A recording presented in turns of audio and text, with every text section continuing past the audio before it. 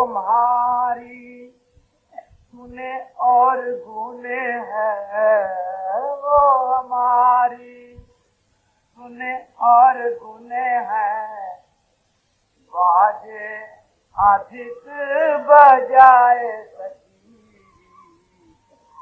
गोवत ही पलंगा में मैं तो पलक लगी पिया पल में आए मीरा कहे सत कर मानो मीरा कहे तुम सत कर मानो भक्ति मुक्ति फल पाए भक्ति मुक्ति फल पाए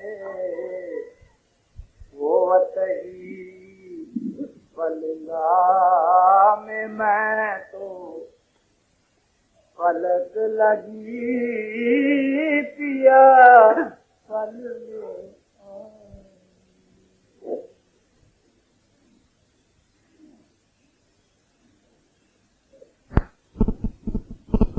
जिन महापुरुषों ने प्रभु को पाया है उसका वे इकरार भी करते हैं कि उन्होंने पाया। हम लोग जो आज तक अपने आप को कहलाते हैं सच्चे मानो में हम आज तक नहीं बने। आज तक वही है जो उसको देख रहा है, जिसकी वो दिल की आंखें खुली है, जिससे वो नजर आता है और वो देख रहा है। सच्चे माने में वही आज तक जो ग्रंथों पोथियों में पढ़कर और लोगों से सुना सुनाया करके प्रभु के आस्तिक बन रहे हैं, ये ख्याली आस्तिकता है, हकीकी है। तो जिनका अंतर का हृदय कहो आप मुस्तफा हो जाता है, जिनकी दिल की आंखें खुल जाती है, वो उसको देखने वाले हो जाते। वैसे आम बाहरी नजर से हम उसको नहीं देखते। भगवान किसी जी ने फरमाया, तुम मुझको इस चमड़े वाली आंखों से नहीं देखते, बल्कि उस दिल की आंखों से जो मैंने तुमको बख्शी। तो गुरु की हैसियत में फरमा रहे हैं क्या है कि तुम उसको देख सकते हो जिन आंखों से, कहते दिल की आंखों से, बाहरी आंखों से नहीं, जो गुरु बख्शता। यही गुरु नानक साहब से सवाल किया, उन्होंने भी इकरार किया कि प्रभु को हमने देखा। नानक का पातशाह जिसे जाएगा, जैसे मीराबाई जिक्र कर रही है कि हमने पाया, इकरार कर रहे हैं, ऐसे गुरु नानक साहब ने फरमाया। और पूछा गया महाराज किन आंखों से वो देखा जाता, तो फरमाने लगे नानक से अखड़ियां बेअद जिन सिंधु माफी। ऐ नानक वो आंखें और हैं जिससे वो नजर आए, चमड़े की आंखें नहीं। वो परमात्मा का शब्द है, जब वो इनटू बीइंग हस्ती में आया है, वो शब्द हुआ, वो ज्योति स्वरूप हुआ, वो प्रणव की ध्वनि हुआ। हम उसकी ज्योति को देख भी सकते हैं और प्रणव की ध्वनि को सुन भी सकते हैं, मगर किन आंखों और किन कानों से? ये बाहरी चमड़े की ना आंखें हैं न वो चमड़े के कान। वो दिल की शिव है, शिव नेत्र है जिसको हम कहते हैं। वो तीसरी आंख है, वो सिंगल आई है जिससे वो नजर आता। जब तक वो खुले देखिए, परमात्मा तो परिपूर्ण है, कोई जगह ऐसी नहीं जहाँ पर वो ना हो। हम उसमें, हमारा जीवन उसी में गुजर रहा है, हमारे जीवन का वो आधार है। मगर जब तक वो दिल की आंखें खुले नहीं, हम उसके देखने वाले नहीं होते। जब तक सच देखने वाले नहीं होते, सच्चे मानो में आस्तिक नहीं बनते। तो इस बात में हमारे पास शहादतें मौजूद है, ऋषियों की, मुनियों की, महात्माओं की और पूर्ण पुरुषों की, जिसमें उन्होंने ये इकरार किया है कि प्रभु को उन्होंने देखा, और अगर वो देख सकते तो और भी देख सकते। मगर जब तक ये जिस मानियत का रूप बने बैठे हैं, दीप्ति इनकी खुलती नहीं, तब तक वो नजर आता।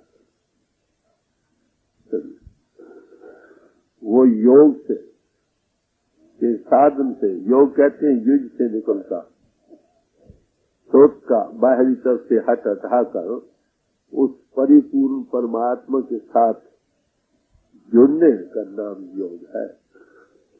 जब मन चित्त की वृत्तियों का निरोध हो जाए और सोच हमारी उस प्रभु का कांटेक्ट करके उसका अनुभव करने लगे, इसका नाम योग। ऐसे योग से वो नजर आ सकते। तो इसलिए कहा भाई, किन की शहादत को सुनो, कैसे आगों की शहादत को भी न सुनो, क्योंकि उन्होंने देखा नहीं। वो बुद्धि से तफसीरें करते हैं, इन्फ्रेंसेस निकालते हैं, मगर उन्होंने देखा नहीं। आम दुनिया ये कहती है, अरे मैं प्रभु हर जगह हाजिर नाज़िर है, जानो वो तुम्हारे हृदय में है।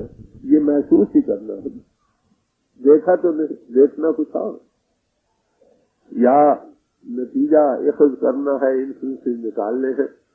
क्योंकि सूरज वक्त पर चढ़ता है, क्योंकि वक्त मौसम अपने बार बार ठीक मौके पर आते हैं, क्योंकि घड़ी के बनाने वाला कोई है, सारी कायनात एक बड़ी भारी मैकेनिज्म है, इसका भी बनाने वाला कोई होना चाहिए। मैटर ऑफ इन्फ्लुएंस निकाला मगर देखा नहीं। तो फीलिंग्स जो है या इन्फ्लुएंसेस जो है, they're all subject to seeing is above all. तो जिन्होंने देखा है उनकी शहादत सच्ची है, क्योंकि वो कुछ बयान करते हैं जो वो देख रहे। सुन संतन की साथी साथी, तो बोले जो देखे आप। संतों की शहादत को सुनो, वो कुछ बयान करते हैं, क्यों? जो देख रहे हैं, इसलिए वो सच्ची। तो हमारे पास ऋषि मुनियों महात्माओं के कलाम जो आज चिंतक आए हैं, जिन्होंने प्रभु का अनुभव किया, उसके अनुभव के फाइन रिकॉर्ड हमारे पास ग्रंथों पोथी की शक्ल में मौजूद। तो ये तो सच कहते, उनकी शहादत सच्ची है। उनको देख देख कर, पढ़ कर हमारे दिल में शौक पैदा होता है, अरे भाई उन्होंने देखा तो हमको भी देख सकते। निबाद साफ फरमाते हैं, निबाद बच्चे में सर माशूक दीदत, अपनी आंखों से उस प्रभु को देखना चाहिए। कलाम शराब बगोशी खुद से उसके कलाम को अपने कानों से सुनना चाहिए। तो कहते कैसे देखोगे? कहते नेहा अंदर नेहा बीन जमाल, आंख बंद करते हो अंधेरा है, उस अंधेरे के पार जाओ, वहां उसके जमाल को देखने वाले हो जाओ।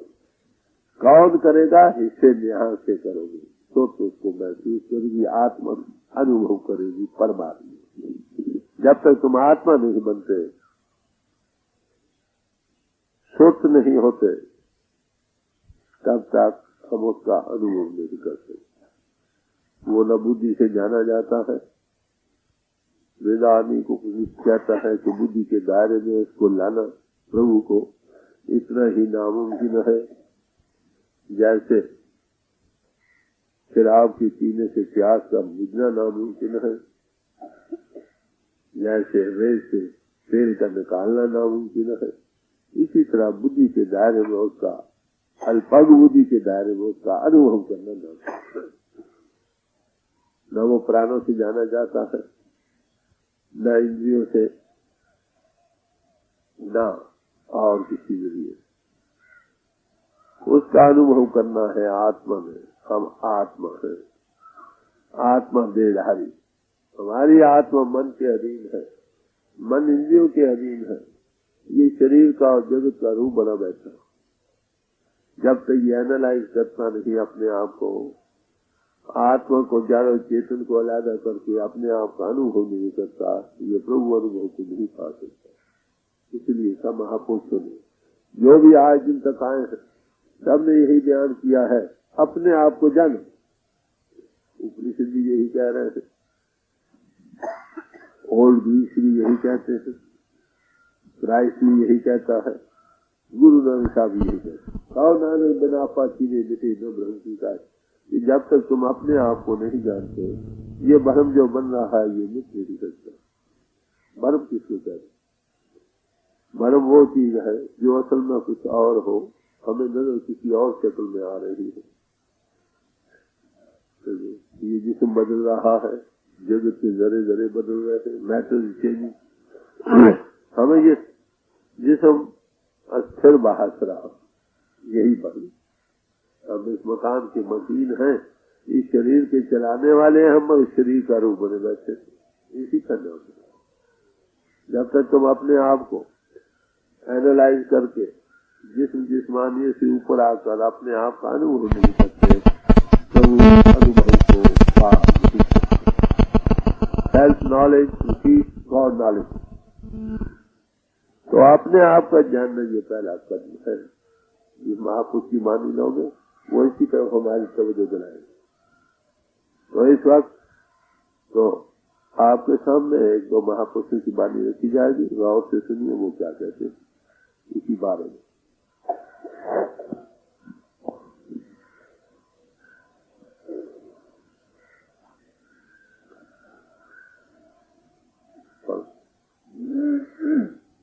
श्री गुरु अमरदास जी साहब की ये वाणी है, गौर से सुनिए वो क्या फरमाते। घर ही में अमृत भरपूर है, मन मुखा साध ना पाया।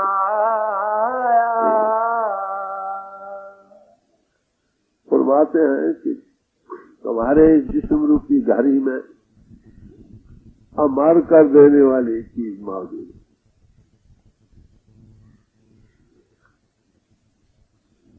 वो कौन सी चीज है? उपनिषद कहते हैं जिसके जानने से सब कुछ जाना हुआ हो जाता, वो तुम्हारे अंतर में हमारी आत्मा की आत्मा, उसका आत्मा ने अनुभव करना, उसको परमात्मा कहो, राम कहो, अल्लाह कहो, वाहिगुरु कहो। आत्मा चेतन स्वरूप है, परमात्मा महाचेतनता का समुद्र है। हमारी आत्मा मन इंद्रियों के घाट पर जिस्म का रूप बनी बैठी है, जगत का रूप बनी बैठी है।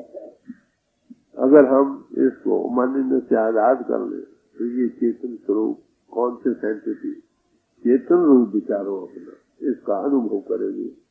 जब अपने आप का अनुभव होगा फिर ये परमात्मा अनुभव को पा सकती। इसीलिए कहा self knowledge seeks God knowledge. पर हम उसको तलाश कहाँ कर रहे हैं? बाहर ग्रंथों पोथियों, भाई ग्रंथ पोथिए बड़ी बेशकीमत चीजें हैं, हमारे दिल में सबके लिए इज्जत है। क्यों? इसमें उन महापुरुषों के जाति तजुर्बात जो उन्होंने अपनी आत्मा के अनुभव करने में और प्रभु के अनुभव करने में पाए हैं, उनका एक फाइन रिकॉर्ड है। उनके पढ़ने से हमारे दिल में शौक बनता है कि उन्होंने प्रभु को पाया, हम भी पाए। कैसे पाया इसका बात का भी जिक्र है। पाकर उन्हें क्या कुछ अनुभव हुआ, जो कुछ ध्यान में आ सकता उसका भी जिक्र है। तो इनके पढ़ने से तो वो शाम पढ़ते रहो, दिल में शौक बनेगा। बस जिसका उन्होंने जिक्र किया है ना, जिसको वो पाया, वो तुम्हारे घर में यार दर पहलू चिरा है बेखबर कि वो प्रीतम जिसको तुम तलाश करना चाहते हो वो तुम्हारे पहलू में है।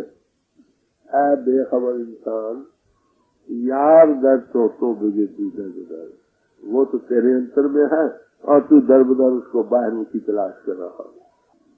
वो फरमाते हैं कि अगर जिसको हमने तलाश करना वो तो तुम्हारे घर में है, हम उसको बाहर तलाश करें, फिर वो कैसे मिलेगा? गर्भवत मसजूद अंदर दिल व माँ मस्जिद रहे। कहते अगर जिसको हमने सजदा करना है, जिसको पाना है, वो तो हमारे घर में बस रहा हो, दिल में बस रहा हो, और हम उसको कहाँ तलाश करें? मंदिरों में, मस्जिदों में, ठाकुर द्वारों में, गिरजों में।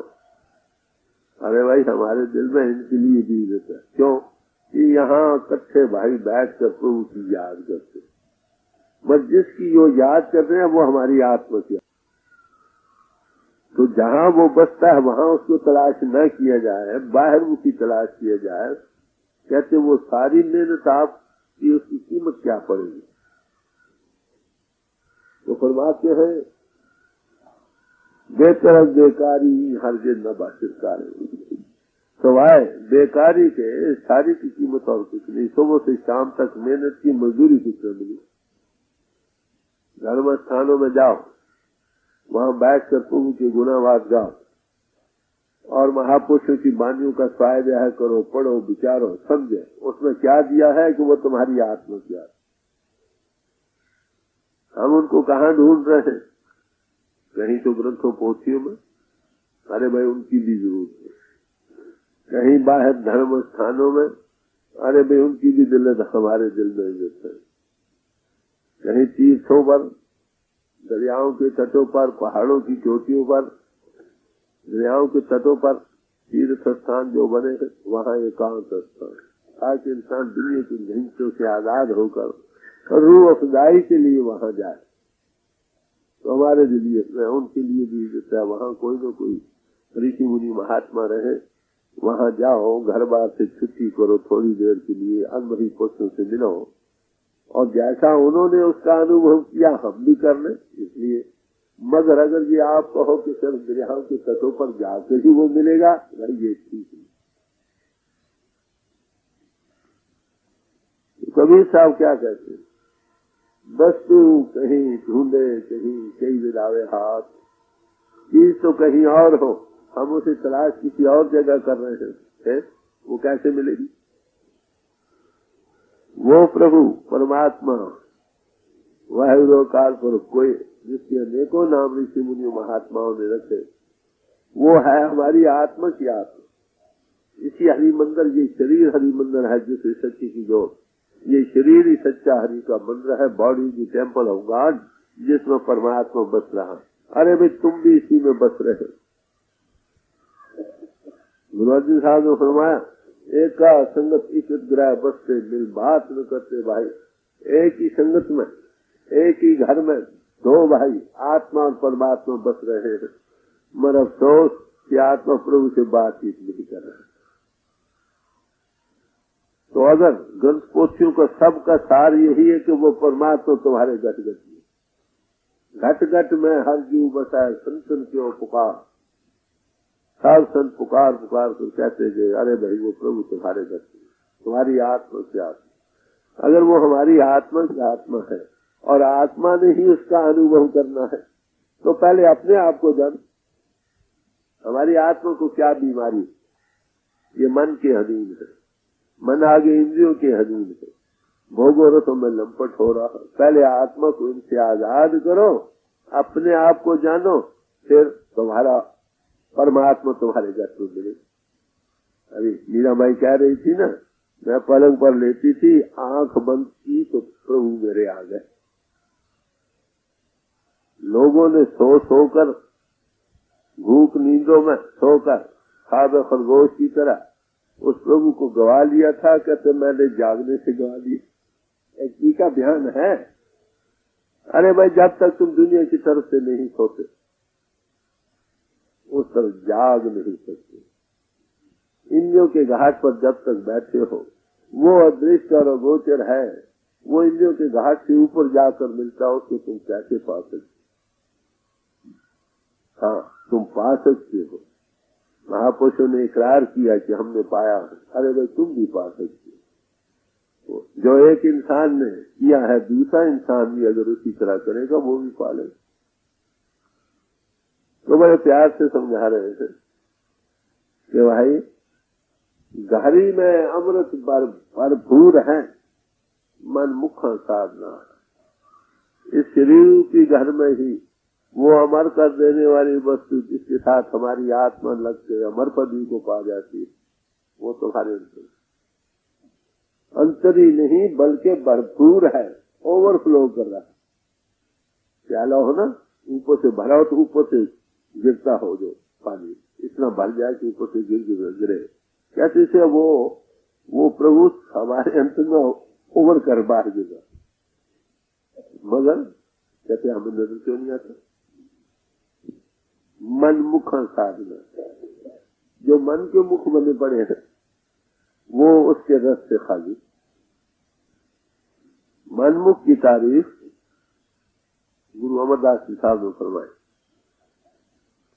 से मनमुख जो शब्द न पछाना, गुर के भय की साध हो। मनमुख वो है जिनको शब्द या नाम से ताल्लुक नहीं आया और कोई अनुभवी पुरुष जिसने उसका अनुभव किया वो उसका सोबत नहीं मिली। अगर मिली भी है तो उसको समाधान समझ कर उसका भय दिल में नहीं, वो सब सारी मन। जब तक तुम मन इंद्रियों के घाट पर बैठे हो, जिस्म का रूप बने बैठे हो, उसको नहीं पा सके। Kingdom of God can not be had bye observer.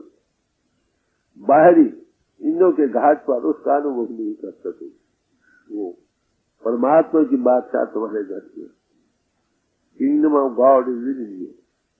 जब तक तुम बाहर से हटकर उसमें जागते नहीं, कहो पैदा नहीं होते, उसको नहीं पा सकते। फिर बाहर से हटने का सवाल है। बाहर आंखें मीचो, जिस मानियत को छोड़ो, इंद्रियों के घाट से ऊपर आओ, वो प्रभु आगे ही वहां बच रहा। गुरुबारी में इसकी बड़े अच्छी तरह मिसालें दे देकर समझाने का यत्न किया है। फरमाते हैं क्या, एका सेज सुती धन कंता, एक ही सेज पर आत्मा और परमात्मा विराजमान है, मगर धन सूची फिर सज्जा घंटा। जो आत्मा है मन इंद्रियों के घाट पर सो रही, बाहर मुखी फैलाव में है, उस प्रभु से दूर हो रही है। अगर परमात्मा उसकी नजदीक आ जाए, ये खुले जागे बाहर से हटे, तो वो आगे ही मौजूद है। आपने पैदा नहीं करना, वो तो आगे ही मौजूद है। सिर्फ हमारी सोच बाहर दुनिया में फैल रही मन इंद्रियों के घाट पर। तो बाहर से हटना अंतर्मुख होने से वो मिलता है। तुम्हारे ग्रंथों पोथियों के पढ़ने से, रस्म रिवाज पूजा पाठ करने से, तीर्थों पर जाने से, हवन दान ये वो सारे सिस्टम करने से हमारे दिल में प्रभु के पाने के लिए रुचि बनेगी। जमीन की तैयारी होगी प्रभु के पाने की। प्रभु का पाना तभी होगा जब आप इंद्रियों के घाट से उतर आओ। बाहरी जितना ज्ञान है ये इंद्रियों के घाट का ज्ञान है, ये सब दृष्टि का ज्ञान। वो परमात्मा दृष्टि और अगोचर है। जब तक आप इंद्रियों के घाट को छोड़कर ऊपर नहीं आते, उसको पा नहीं सकते। तो गुरु अमरदास जी साहब फरमा रहे हैं कि तुम्हारे घर ही में वो अमृत भरपूर हो रहा, अमर कर देने वाली जो चीज है वो तुम्हारे घर की में है। अमृत किसको कहते हैं? जो अमर कर देने वाली चीज, जो अमर पदवी को दे। दुनिया में तलाश इसकी रही, मुसलमान फकीरों ने से आबे है। वेदों में इसको सोमरस कहा। क्राइस्ट के मुताबिक जिक्र आता है कि एक बार उनको प्यास लगी, एक कुएं पर गए, वहाँ एक बॉटल लेडी थी, वो घड़ा पर कर पानी का सिर पर उठाकर चलने लगी। तो उसको कहा भाई मुझे पानी पिला दो। तो आपको पता है बॉटल लेडीज जैसे यहाँ पर अछूत हम सभी थे ना, ऐसे वो थे। उसने देखा कि ये और ऊंची जात क्या है, नीचे ये क्या कह रहा है, उसने ना कर दी। इसने क्या किया कि खुद पानी घड़ा उल्टा और पानी पी लिया। तो कहा देख बेटी, तुमने मुझे ये पानी पिलाया, अगर तू मेरे पास आए तो मैं तुम्हें वो पानी पिलाऊंगा, वाटर लाइफ, जिंदगी देने वाला पानी, अमर जीवन देने वाला। तो ये सौम्रस कहो, अमृत कहो, अमर कर देने वस्तु कहो, जिसको पाकर किसी और चीज के न पाने की ख्वाहिश रहे, वो तुम्हारे घर। अब आप देखेंगे, मैं जब इंग्लैंड में गया, वहां पर एक साहब थी, वहां मैंने उनको कहा, क्राइस्ट ने कहा था, you can not pray God with hand but with spirit. God does not reside in the temples made by the stone and by the hand of man. कि तुम परमात्मा को बारिंदियों के घाट से नहीं पूछते, न ही परमात्मा इंसानी हाथों से बनाए हुए मंदिरों में रहता, मस्जिदों में रहता, वो तो तुम्हारे अंदर है। बॉडी भी टेम्पल होगा। बाहर इसलिए बनाए गए कि लोग घरों से निकलकर थोड़ी देर के लिए सब भाई इकट्ठे होकर